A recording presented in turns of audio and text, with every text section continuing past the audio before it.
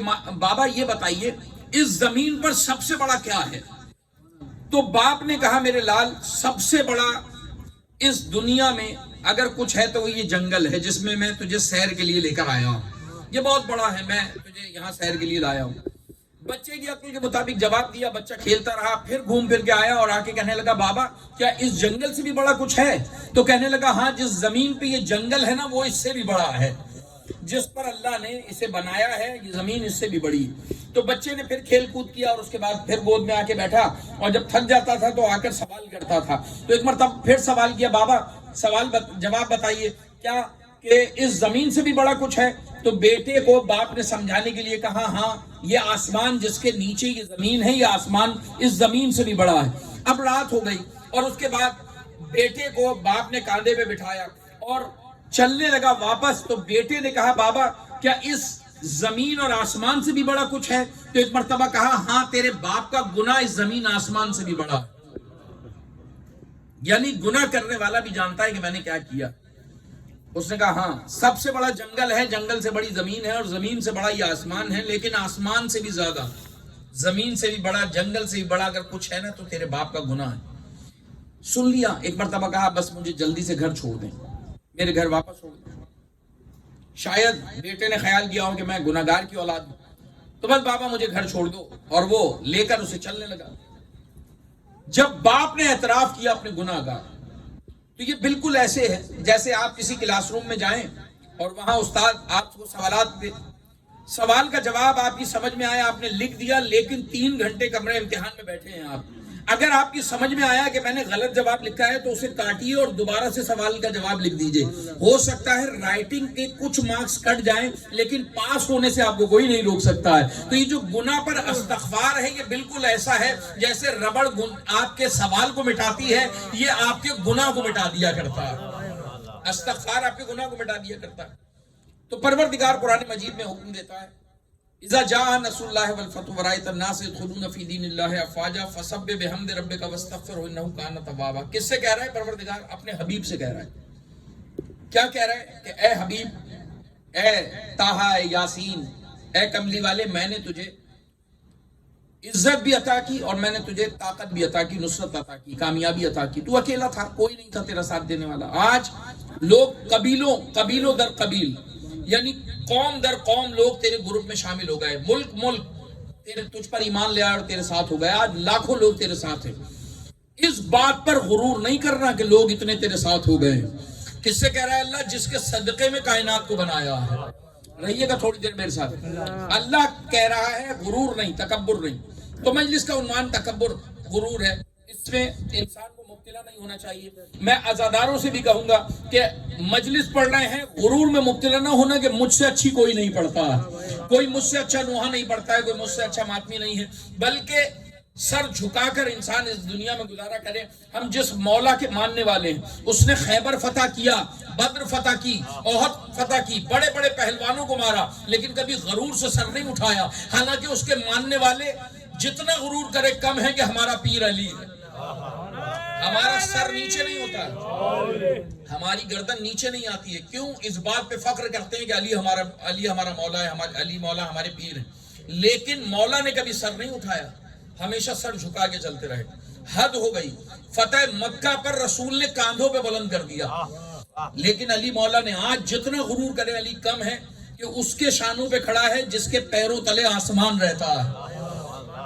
اور اب نبی پوچھے کہ یا علی اپنے آپ کو کہاں پاتے ہو؟ کہتے ہیں سرکار آپ کے کاندھوں پر آ کر میں اتنا بلند محسوس کرتا ہوں کہ اگر حکم دے تو عرش سے تاروں کو توڑ کے قدموں میں رکھ سکتا ہوں۔ لیکن علی غرور نہیں کرتے، تکبر نہیں کرتے، سر جھکا کے چلتے۔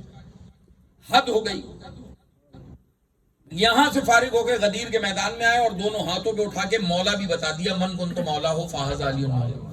لیکن علی مولا نے غرور نہیں کیا، تکبر نہیں کیا، اور نہ کبھی علی مولا نے اس بات پر زبان سے اقرار کیا۔ فتح بدر میں تمام مسلمانوں نے فرشتوں کے ساتھ مل کے 34 کو کاٹا، علی مولا نے اکیلے 36 کو مارا ہے۔ 36 دشمنوں کو مولا علی نے اکیلے مارا ہے۔ سارے مسلمان، قرآن کہتا ہے ہم نے بدر میں فرشتے بھیجے مدد کے لیے، مل کر 34 کو مار رہے ہیں، یعنی آدھوں کو سارے مسلمانوں نے فرشتوں کے ساتھ مل کر مارا ہے، اکیلے علی نے آدھے سے زیادہ لشکر کو مارا ہے، لیکن مولا زبان سے نہیں کہتے کہ میں کامیاب ہو گیا۔ مولا نے خیبر کا دروازہ اکھاڑا، جو 40 آدمی بند کرتے ہیں 40 آدمی کھولتے ہیں، علی نہیں کہتے میں کامیاب ہو گیا۔ مولا نے رسول کے کاندھوں پر سوار ہو کے بتوں کو توڑا، آپ نے نہیں کہا میں کامیاب ہو گیا۔ آپ کو مولا بتایا، آپ نے نہیں کہا میں کامیاب ہو گیا۔ ایک انگوٹھی پہ ولایت کی آیت منگوا لی، لیکن علی نے نہیں کہا میں کامیاب ہو گیا۔ لیکن جب سر پہ ضربت لگی، سر سجدے میں رکھ کے کہا فزت برب الکعبہ، رب کعبہ کی قسم علی کامیاب ہو گیا۔ تو انسان اہل بیت کے طریق پہ زندگی گزارے تو کیا ہو، دین دنیا دونوں کامیاب ہو جائے۔ تو میں عرض کر رہا تھا، ایک باپ ہے جو گناہ گار ہے، اور یہ نادم ہوا اس بات پر کہ میرا گناہ بہت بڑا ہے، جنگل زمین آسمان سے بڑا میرا گناہ ہے۔ اللہ کو ندامت بہت پسند ہے، یعنی مومن کے ماتھے پر ندامت کا پسینہ آتا ہے، اللہ گناہوں کو مٹا دیتا ہے، اللہ گناہوں سے نجات عطا کر دیتا ہے۔ لیکن شرمندہ تو ہو انسان کہ واقعی مجھ سے گناہ ہوا، غلطی پہ ندامت ہو، نہ کہ غلطی کر کے دوستوں کو بتا رہا ہو کہ میں نے آج یہ گناہ کیا ہے۔ یہ بالکل ایسے ہے کہ جیسے قدرت کو چیلنج کر رہا ہو کہ میں نے جو کرنا تھا کیا ہے، اب جو تجھے کرنا ہے وہ تو کر۔ کبھی بھی قدرت کو چیلنج نہ کرے انسان۔ تو زیادہ پریشان نہیں کروں گا آپ کو، میں عرض کر رہا ہوں کہ بیٹا اپنے باپ کے کاندھے پر ہے، جب اس نے سنا کہ ساری دنیا میں سب سے بڑا میرے باپ کا گناہ ہے، تو اس نے کہا بس مجھے گھر چھوڑ دو۔ باپ لے کر چلا، بیٹے کو لے کر چلا، شہر میں داخل ہو رہے ہیں دونوں، اور موسیٰ علیہ السلام اللہ سے پوچھ رہے ہیں مالک تو نے بدتر انسان تو دکھا دیا، اب قوم کا بہترین انسان بھی دکھا دیا۔ ایک جملے نے، ایک سوال نے اس بدتر کو بہتر بنا دیا۔ کیسے بنا دیا کہ ایک مرتبہ بیٹے نے شہر میں داخل ہونے سے پہلے اپنے باپ سے پوچھا، بابا جنگل سب سے بڑا ہے، اس سے بڑا زمین ہے، اس سے بڑی آسمان، آسمان سے بڑا آپ کا گناہ ہے، کیا آپ کے گناہ سے بھی بڑا کوئی چیز ہے؟ تو باپ نے کہا میرے اللہ کی رحمت میرے گناہ سے بھی زیادہ ہے، میرے اللہ کی رحمت بہت بڑی ہے۔ درود پڑھیں محمد و آل محمد۔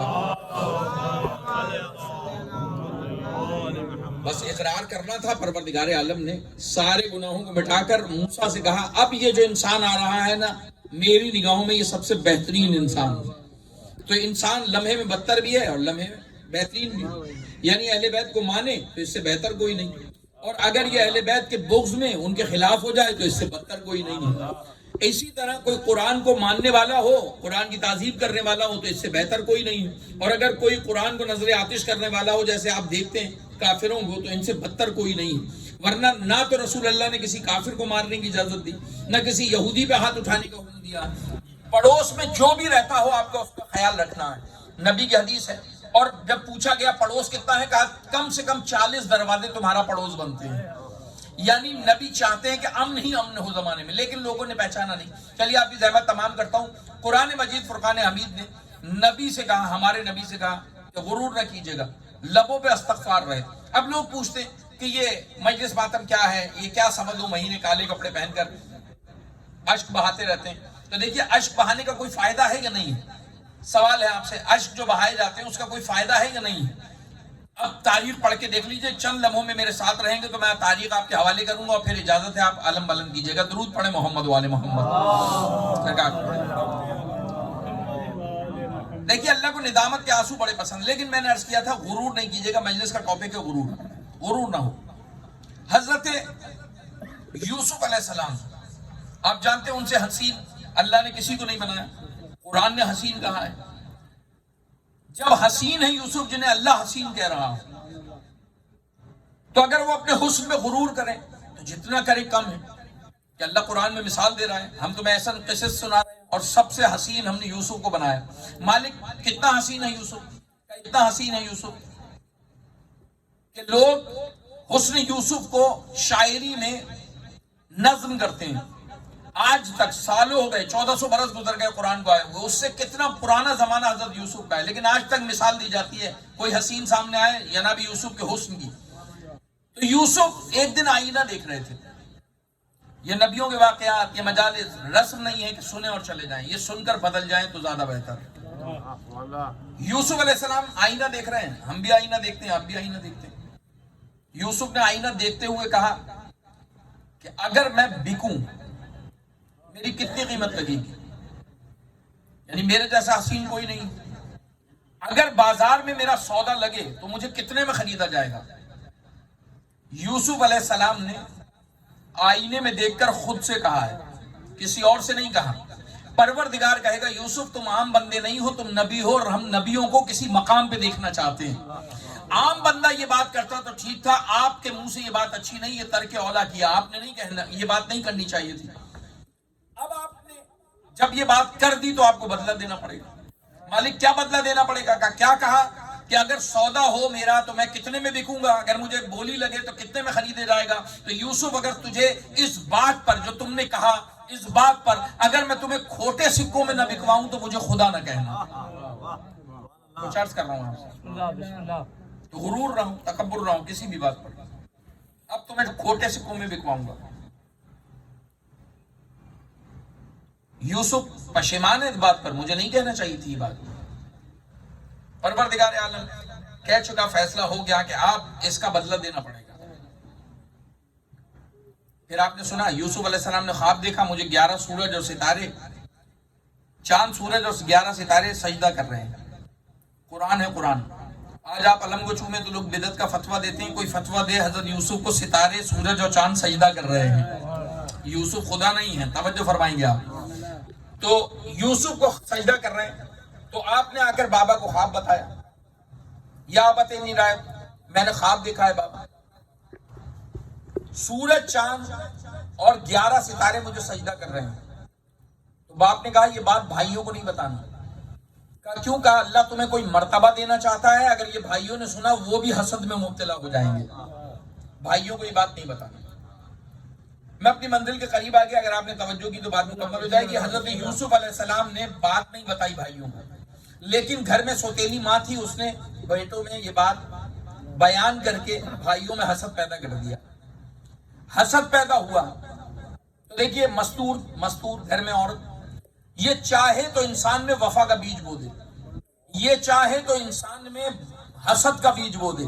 تو ایک ماں نے حسد میں مبتلا کیا تو بھائیوں نے یوسف کو قتل کا منصوبہ بنا لیا. ایک ماں ام البنین ہے جو عباس کی ماں ہے, اس نے بیٹوں میں وفا کا بیج بویا تو چاروں بھائیوں نے حسین پہ جان قربان کر دی.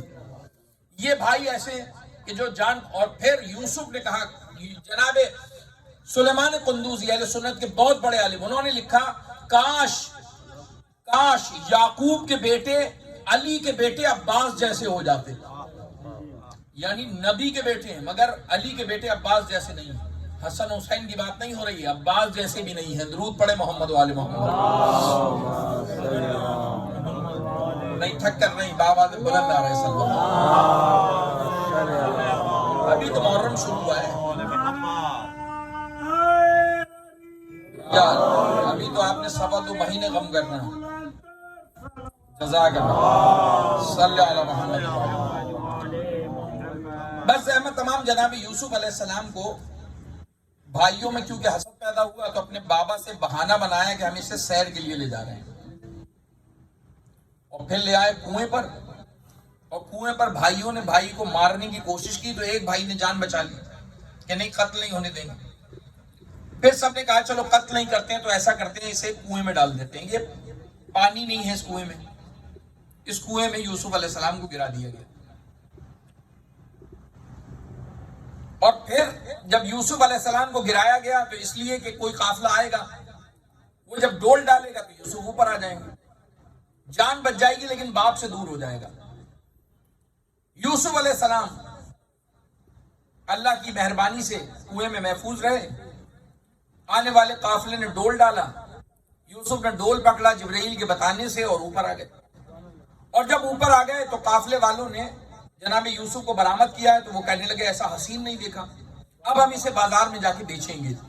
اتنی دیر میں بھائی آ گئے, اور بھائی کیونکہ وہ جانتے ہیں ایسا نہ ہو ہمارے باپ کا خبر پہنچ جائے, تو وہ آ گئے اور کہنے لگے یہ ہمارا بھاگا ہوا غلام ہے, یہ ہمارا غلام ہے. تو انہوں نے کہا ہم دیں گے نہیں اس لیے کہ برآمد ہم نے کیا ہے. کہا اب ہمارے کام کا بھی نہیں ہے اس لیے کہ اس نے بغاوت کی, یہ بھاگ گیا, تو ہم اسے بیچنا چاہتے ہیں. قافلے والوں نے کہا ہم تو یہاں مسافر ہیں, ہمارے پاس مال نہیں ہے. کہا دیکھو جو بھی ہو ہم اس پہ خریدنے میں تیار. اب جو ہاتھ ڈالا اور جیب سے باہر آئے تو پتہ لگا کچھ کھوٹے سکے ہیں. کہنے لگے یوسف کے بھائی لاؤ یہی دے دو, ہم اسی میں بیچنے کو تیار ہیں. تو یوسف اس وقت رونے لگے اور کہنے لگے مالک کاش میں نے غرور نہ کیا ہوتا اور میں کھوٹے سکوں میں نہ بکا ہوتا. کاش میں نے یہ بات نہ سوچی ہوتی، یہ نہ کہا ہوتا کہ مجھ جیسا حسین کون، تو نے مجھے کھوٹے سکوں میں نہیں بکوایا ہوتا۔ آنسو آئے نا، آنسو، یہ آنسو اللہ کو اتنا پسند ہے کہ ندامت کا آنسو تھا، پروردگار نے کہا یوسف تم نے آنسو بہایا، ہم آنسو نہیں دیکھ سکتے، اے یوسف اب کیونکہ تم نے ندامت کا آنسو بہایا تو اس کی قیمت بھی ہم تمہیں دیں گے، اب خوشخبری سن لو، تمہیں کھوٹے سکوں میں بکوایا نا، ہاں مالک، تو اب تم نے ندامت کا آنسو بہایا، اب اس کا انعام دیں گے۔ مالک اب انعام کیا دے گا؟ کہ انعام یہ دیں گے کہ اب جب یہ جا کر مصر کے بازار میں تجھے بیچیں گے، خزانہ کم نہ پڑ جائے تو ہمیں خدا نہ کہنا۔ ابھی کھوٹے سکوں میں بکوایا نا، اب دنیا میں تیری تعظیم کروائیں گے، اب دنیا کو بتائیں گے تیری قیمت کیا ہے۔ آپ سنتے ہیں، پڑھتے ہیں قرآن، پڑھا کیجئے، اور محرم آ گیا بالخصوص، کہ مومن کو چاہیے کہ وہ 50 آیتیں کم سے کم تلاوت کرے ترجمے کے ساتھ، اور دیکھیے کتنا لطف ہے، جتنا قرآن سے لو لگاتے چلے جائیں گے اہل بیت کی معرفت بڑھتی چلی جائے گی، اس لیے کہ دنیا میں موضوع کچھ بھی ہو، فضائل کا کعبہ اہل بیت ہی قرار پاتے ہیں۔ بس زحمت تمام، یوسف علیہ السلام کو پروردگار عالم نے بشارت دی، آ گئے مصر کے بازار میں، اور بازار میں یوسف علیہ السلام کو ترازو پہ رکھا گیا، اور کہنے لگا عزیز مصر کہ جب لوگ بولیاں لگا رہے تھے، کوئی 10,000 کوئی 20,000 کوئی 40,000، تو اس نے کہا ہٹو، تم لوگ ہٹو، تم لوگ کیا خریدو گے؟ میں خریدوں گا یوسف کو۔ کیسے خریدو گے؟ کہ ہم اسے ہیرے جواہرات میں تول کے لے جائیں گے، کون مقابلہ کرے بادشاہ کا؟ سب پیچھے ہٹ گئے۔ اس موقع پہ ایک بزرگ خاتون ہے، وہ عصا کا سہارا لے کر لوگوں سے کہنے لگی ہٹو، میں بھی یوسف کو خریدوں گی۔ تو لوگوں نے پوچھا تیرے پاس کیا ہے؟ تو غریب عورت ہے، تو کس چیز میں خریدے گی؟ تو اس کے پاس سوت کا گولا تھا، ریل، دھاگا، کہنے لگی اس میں خریدوں گی۔ چرخہ کاٹتی تھی، کہنے لگی میں اس میں خریدوں گی۔ تو ایک مرتبہ کہنے لگے لوگ، جہاں لوگ ہیرے لے کے کھڑے ہیں، تو اس دھاگے میں خریدنے آئی ہے یوسف کو، کیا بک جائے گا یوسف اس میں؟ کہنے لگی نہیں نہیں، مجھے اپنی اوقات کا بھی پتا ہے، یوسف کی قیمت کا بھی پتا ہے، آئی اس لیے ہوں کہ جب اللہ قیامت میں بلائے گا نا یوسف کے خریدار، یوسف پہ محبت کرنے والے آ جاؤ، تو جہاں ہیرے رکھنے والے آئیں گے وہاں میرا بھی نام آ جائے گا۔ تو ہم بھی جانتے ہیں حسین کیا ہے، ہماری اوقات کیا ہے، آتے اس لیے ہیں کہ وہاں عزاداروں میں نام آ جائے گا، مولا کے چاہنے والوں میں نام آ جائے گا۔ میں ممنون آپ نے سوال کیا، زحمت تمام۔ یوسف علیہ السلام کو اللہ نے یہ مقام عطا کروایا کہ ترازو میں رکھے گئے اور تمام ہیرے کم پڑ گئے، تمام خزانہ۔ وہ غرور میں آیا تھا، وہ سمجھا کہ کتنا وزن ہوگا ایک بچے کا، ایک 8-10 سال کے بچے کا وزن کتنا ہو، چاہے کتنا تندرست ہو، 10 کلو 20 کلو 40 کلو۔ اس نے کہا ہیروں میں خرید کے لے جائیں گے۔ اسے نہیں معلوم نبی جھولے میں بھی نبی ہوتا ہے، کم سے کم مصر والوں ہی سے اپنے نبی کی عزت کرا لو۔ کوئی نہ کہے نبی 40 سال میں نبی بنے ہیں، جب یوسف ترازو میں نبی ہے، کنویں میں نبی ہے، تو پھر ہمارا نبی بھی گہوارے سے نبی ہے۔ نہیں نہیں، ابھی ہمارا باپ آدم مٹی اور پانی میں تھا اور ہمارا نبی نبی تھا، سرکار نبی تھے۔ اور جب ہر طرف سناٹا تھا نا، جب نبی نے خطبہ دیا کہ کوئی نہیں تھا، آدم تمہارا باپ، جب باپ نہیں تھا تو ہم کہاں تھے؟ کہ جب آدم مٹی اور پانی میں تھے، ابھی آٹا بھی نہیں گوندا تھا، میں اس وقت نبی تھا، عہدہ رکھتا تھا۔ جب ہر طرف سناٹا تھا تو بس ایک ہی بولنے والا تھا، وہ کون ہے؟ وہ نبی کا جانشین علی۔ کہنے لگے خدا کی قسم میں اس وقت ولی تھا جب آدم مٹی اور آپ کے درمیان میں، نبی علی نبی تھے تو میں اس وقت ولی تھا۔ تو تاریخ ہے کہ یوسف علیہ السلام کو ترازو پہ رکھا گیا، خزانہ کم پڑ گیا، اور جب خزانہ کم پڑا تو وہ رونے لگا۔ کون؟ جو غرور میں خریدنے آیا تھا، وہ رویا، اور جب رویا تو ایک مرتبہ یوسف علیہ السلام نے یہ آنسو دیکھا، کسی نے نہیں دیکھا۔ یوسف نے پوچھا کافر ہے، کیوں رو رہے ہو؟ اس نے کہا کہ میں تو آپ کو خریدنے آیا تھا اس لیے کہ میری اولاد نہیں ہے، میں تو محبت میں آپ کو خریدنے آیا تھا، لیکن اب میری عزت چلی گئی، آپ کا وزن وہیں کا وہیں ہے، خزانہ ختم ہو گیا۔ یوسف نے کہا ہم اب خزانے میں نہیں، تیرے آنسو میں بکنے کو تیار ہے، اب تیری عزت بھی بچ جائے گی، خزانہ بھی بچ جائے گا۔ کا کیا مطلب؟ کہ لاؤ کاغذ قلم دو۔ اب جیسے دل چاہے سنیے گا، 2 جملے مصائب کے اور زحمت تمام۔ یوسف نے کہا کاغذ قلم دو، اس نے ضد نہیں کی، فوراً کاغذ قلم دے دیا۔ نہیں سنا آپ نے؟ جب بھی کوئی معصوم مانگے دے دیا کرو کاغذ قلم، تمہارا بھلا ہو جائے گا۔ यूसुफ अलैहिस्सलाम ने, अल्लाहुम्मा सल्ली अला मुहम्मद, यूसुफ अलैहिस्सलाम ने कागज कलम लिया और लिखी बिस्मिल्लाह, फकत बिस्मिल्लाह अर्रहमान रहीम, एक आयत कुरान से, और ये आयत रख दी गई तराजू की उस तरफ। तो अब पलड़ा आयत का भारी है, नबूवत का हल्का है। अल्लाह का कलाम भारी है, कलीम हल्का है। खजाना भी बच गया, यूसुफ को भी खरीद लिया गया। तो ये आंसू अल्लाह को बड़ा पसंद है, याद रखिएगा। निदामत का आंसू यूसुफ बहाए तब भी अल्लाह मेहरबानी करता है, अगर कोई काफिर बहा दे अल्लाह उस पर भी मेहरबानी करता है। तो यहाँ जितने लोग बैठे हैं इनमें से कोई भी काफिर नहीं है, सब नबी का कलमा पढ़ने वाले हैं। और ये मिस्र का बाजार नहीं है, तवज्जो फरमाएंगे आप। और यहाँ जो बैठकर आंसू बहाया जाता है उसका खरीदार बाजार मिस्र नहीं है, यूसुफ नहीं है, ज़हरा है। ज़हरा खरीदार है। और जब ज़हरा खरीदार हो आंसुओं की तो उसकी कीमत क्या है वो अभी नहीं मालूम, उसका पता चलेगा मैदान हश्र में। तो कह रहे हैं सलमान कुंदूजी, काश यूसुफ के बिरादर यूसुफ मौला अली के अब्बास जैसे होते। कौन अब्बास है? जिसने हर मैदान में वफा निभाई। अलम बरामद, अलम बुलंद होगा ना, किसका अलम है? कहिए अलम रसूल का अलम है। अब मुहर्रम में कोई इस पे पत्थर मारे, कोई इसकी तरफ कोई इशारा करे, तो ये अब्बास का मसला नहीं है, ये अलम रसूल का अलम है, इस्लाम का अलम है। और हमारे पास तो दलील है, ये अलम कब मिला था अब्बास को? करबला में। किसने दिया? इमाम हुसैन ने। इमाम हुसैन को किसने दिया? कहा मौला अली ने। मौला अली को किसने दिया? तो यहीं से इख्तिलाफ शुरू हुआ कि मौला अली को खैबर में जब किला फतह नहीं होता था, रसूल ने बुलाकर ये अलम दिया, ला उतियन रायतन गदन रजुलन कर्रारन गैर फरारन, कल मैं अलम उसे दूंगा जो मर्द होगा, कर्रार होगा, गैर फरार होगा। अब आप देखते हैं इस पे एक पंजा लगा हुआ है अलम की तारीख में, इस पे पंजा, ये पंजा किसी का कटा हुआ हाथ नहीं, ये पंजा अब्बास का कटा हुआ हाथ नहीं। आपको मालूम है ये पंजा क्या है, ये अलम क्या है? और फिर अलम की तारीख ये है कि पहला अलम जिसने उठाया था उसे शीस्त कहा जाता है। हजरत शीस्त ने पहला अलम उठाया। शीस्त कौन है? आदम के जानशीन। जब काबिल ने जानशीन को कत्ल कर दिया आदम के, यानी हाबिल को कत्ल कर दिया, तो अल्लाह ने जिब्राइल के जरिए से अलम भिजवाया है और अलम लेकर कातिल से बदला लेने के लिए निकले हैं जनाबे शीस। ये तारीख इस्लाम है। अब अलम से डर शायद इसलिए लगता हो कि कुछ लोगों ने कत्ल किए हुए हैं, उन्हें मालूम है जिनके पास ये अलम है ये बदला लेंगे। नहीं, घबरा के सुना आपने, ये बदला लेंगे। लेकिन अभी वो वक्त नहीं आया, वो आएगा जब इंशाअल्लाह पर्दे वाला आ जाएगा और फिर हुक्म होगा बदलेगा, तो उस दिन बदला लिया जाएगा। लेकिन इसके ऊपर पंजा है, और वो पंजा क्या है? ये पंजा खैबर की हदीस सुनाता है।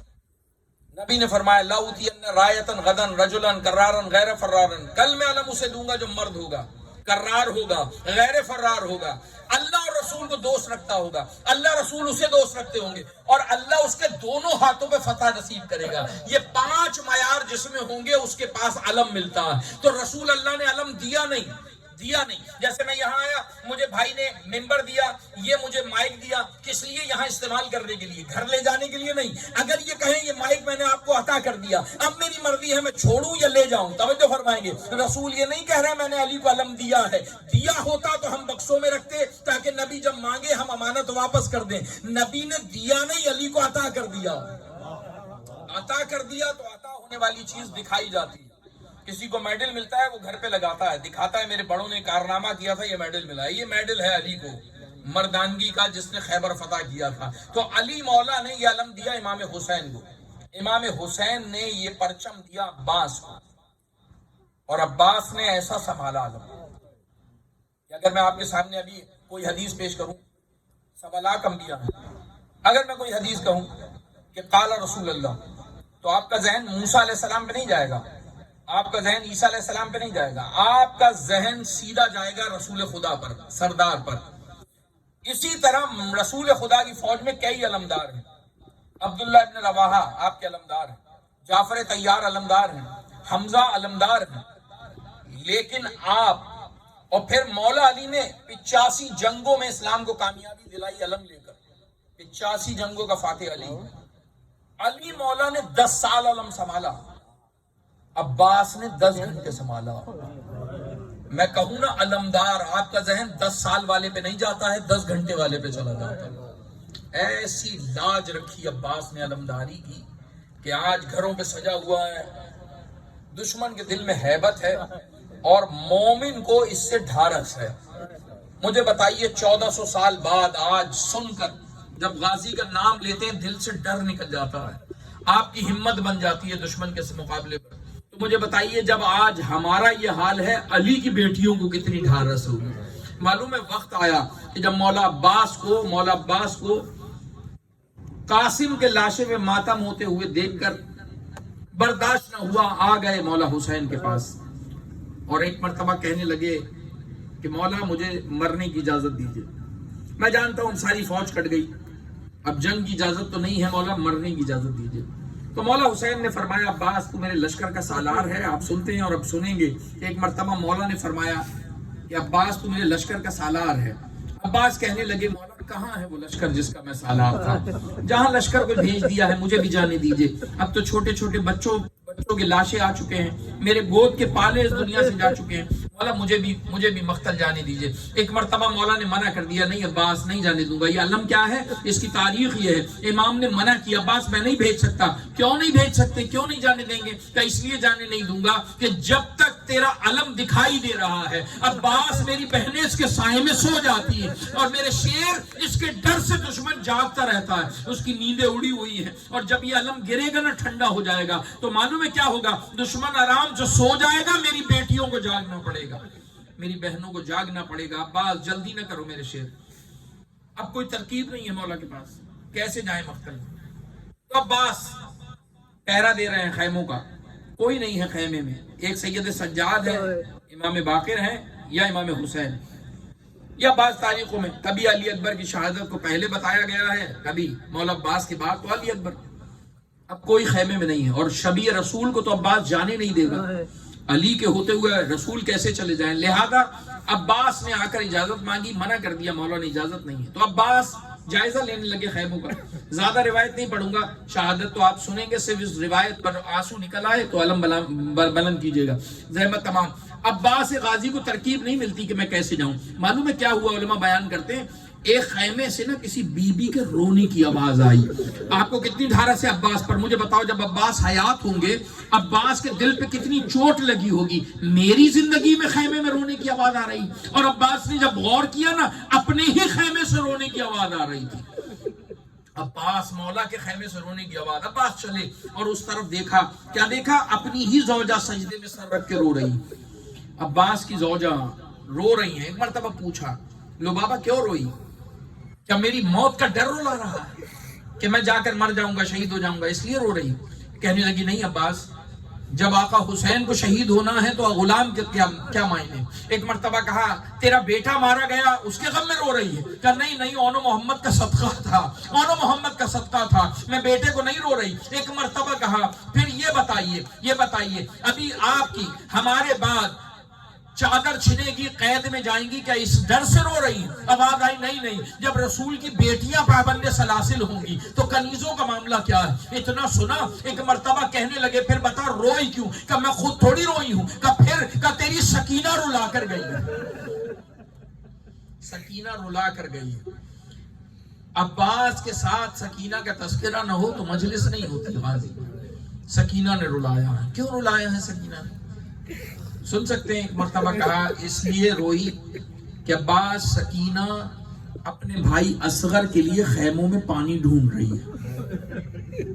دل کی آنکھ سے کربلا کا جائزہ لیں، 3 دن کا بھوکا پیاسا ہے لشکر، اور 4 سال کی بچی 6 مہینے والے کو بچانے کے لیے پانی ڈھونڈ رہی ہے۔ خیموں میں جاتی ہے، دیکھتی ہے کسی مشکیزے میں 2 قطرے پانی ہو، میرے بھائی کی جان بچ جائے، وہ گہوانے میں تڑپ رہا ہے۔ ایک مرتبہ بی بی کہہ رہی ہے مجھے سکینہ رلا کر گئی، تو پوچھا سکینہ نے کیسے رلایا؟ کہ عباس سب کے خیموں میں پانی تلاش کر کے آئی اور مجھے بتا رہی تھی کہ چچی جان خیموں میں پانی دیکھا، کسی خیمے میں پانی نہیں ہے، میں چچا کے خیمے میں آئی۔ عباس اتنی ڈھارس ہے آپ پر کہ سب کے خیموں میں ایک بار گئی، تیرے خیمے میں 6 مرتبہ آئی ہے سکینہ، 6 مرتبہ آپ کے خیمے میں آئی۔ اور معلوم ہے برتن الٹ الٹ کر دیکھ رہی ہے، کوزے الٹ کر دیکھتی ہے، مشکیزہ پلٹ کر دیکھتی ہے۔ ایک مرتبہ مجھے کہنے لگی چچی میرے سکا کے خیمے میں بھی پانی نہیں، تو میں نے کہا بیٹا وہ زندہ ہے، پانی آ جائے گا، تیرا سکا ہے نا تجھے پانی پلانے والا ہے، آ جائے گا پانی۔ کہنے لگی کب لائے گا پانی؟ جب اصغر مر جائے گا۔ میں اتنا سنا مولا نے فرمایا روئی کیوں؟ کہنے لگی آقا 6 مرتبہ سکینہ میرے پاس آئی، 7ویں مرتبہ پھر آئی، اور جب وہ آئی نا میں نے سجدے میں سر رکھ دیا۔ کیوں؟ بچی کو بہلانے کے لیے میرے پاس جواب نہیں تھا، بار بار آتی ہے میں سمجھاتی ہوں۔ ایک مرتبہ میں نے سجدے میں سر رکھا، وہ دیکھے گی میں سجدے میں ہوں چلی جائے گی، اب میں سجدے میں تھی اس لیے کہ وہ جائے تو میں سر اٹھاؤں، اور وہ خیمے پہ کھڑی ہو گئی کہ میں سر اٹھاؤں تو وہ بات کرے۔ اس منظر پر جب بہت دیر گزر گئی نا سکینہ مجھے رلا کے چلی گئی۔ کیسے رلایا؟ کہ دامن پھیلایا، آواز دی پروردگار آل محمد پہ اتنا برا وقت آ گیا، اب تو اپنے بھی جواب نہیں دیتے، اب تو اپنے بھی بات نہیں کرتے ہیں۔ سنا ایک مرتبہ غازی نے آواز دی سکینہ مشکیدہ لے آؤ، سکینہ مشکیدہ لائی، عزاداروں غازی نے پہنا اور پیروں پر ہاتھ لگائے۔ تاریخ میں لکھا ہے عباس کے ہاتھ سکینہ کے پیروں پر تھے جب مشکیدہ پہن رہے تھے۔ کیوں تھے پیروں پہ ہاتھ؟ اس لیے کہ اگر بابا نے اجازت دی جنگ کی تو میں پانی لاؤں گا، اور اگر جنگ کی اجازت نہ ملی تو یہ ہاتھ ابھی سے تیرے پیروں پہ صدقہ کر رہا ہے، پھر مجھے معاف کر دینا۔ عباس غازی ایک مرتبہ سکینہ بی بی کو لے کر آغوش میں آئے، اس انداز میں آئے جیسے علم اٹھتا ہے تو ساتھ میں مشکیدہ دکھائی دیتا ہے۔ عزاداروں آئے، امام حسین نے کہا چھاؤ عباس، جنگ کی نہیں پانی کی اجازت ہے۔ مولا ابھی تو نہیں دے رہے تھے اجازت، کہا اب تم نے سکینہ کو وسیلہ بنایا، میں انکار نہیں کر سکتا، چلے جاؤ، مگر جنگ نہیں، صرف پانی لانے کی اجازت۔ عباس چلنے لگے تو مولا حسین نے کہا سکینہ کیوں بھیج رہی ہے میرے بھائی کو؟ کہ میرا بھائی مر جائے گا، کتنا بڑا ہے؟ کہ 6 مہینے والا ہے۔ کہ پھر انصاف نہیں ہے 6 مہینے والا بچانے کے لیے 32 برس کی کمائی کو بھیج رہی ہو؟ اب اگر عباس نہ آئے اور تماچے لگے، سکینہ مجھے نہ بلانا، غازی کو آواز دینا، سکینہ بابا مارا جائے مجھے نہ بلانا، اس لیے کہ میرا عباس میدان میں جا رہا ہے۔ الا لعنت اللہ علی القوم الظالمین، سیعلم الذین ظلموا أی منقلب ینقلبون۔